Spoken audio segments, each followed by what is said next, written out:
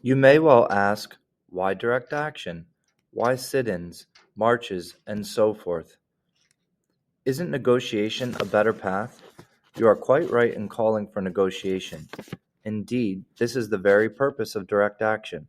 Nonviolent direct action seeks to create such a crisis and foster such a tension that a community which has constantly refused to negotiate is forced to confront the issue. It seeks to dramatize the issue that it can no longer be ignored. Martin Luther King Jr. Letter from a Birmingham jail. Question: what is a strategy reflected in the passage above that the civil rights movement used to obtain racial equality? Peaceful civil disobedience to obtain social change. In 1932, 17,000 World War I veterans and their families marched on the Capitol and the White House to demand payment for the bonus certificates they received for their efforts during the war. Bonus March. On January 22, 1917, shortly before entering into World War I, President Woodrow Wilson made a speech to the U.S. Senate calling for peace without victory in the European conflict. Peace without victory speech. Established at an unknown date, but before European contact, the Iroquois Confederacy, or League, was a union between 5 tribes: the Mohawk, Onondaga, Oneida, Cayuga, and Seneca. The Iroquois Confederacy. A 1662 policy that allowed membership in the Puritan Church for children and grandchildren of members if they promised to live by the tenets of the church. However, they would not have voting rights in it. Halfway Covenant. According to Karl Marx, the modern social structure is a product of capitalism. The drawing most closely illustrates which of the following appears Uncle Sam with juggling executive, judicial, and legislative. The separation of powers.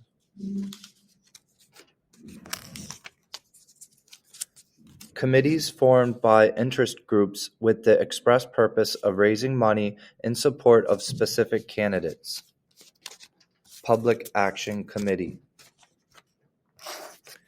A theory of international relations articulated by Hans J. Morgenthau, which posits that a state's primary interest in self-preservation, and this can only be achieved by maximizing power.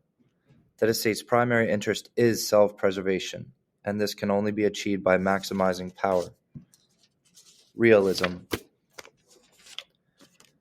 A 5.8 million square mile empire marked by stability between Muslims and Christians and an intentional policy of Christian inclusion and assimilation. Umayyad Caliphate. Umayyad. Umayyad Caliphate. A government in which all power is vested in the central governments, rather than being distributed among or shared with regional governments. Unitary government.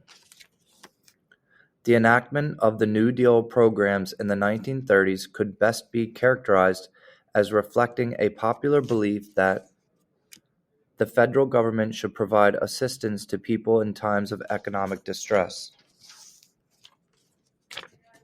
An election in which voters are not required to be members of a political party to vote for party candidates is known as an open primary.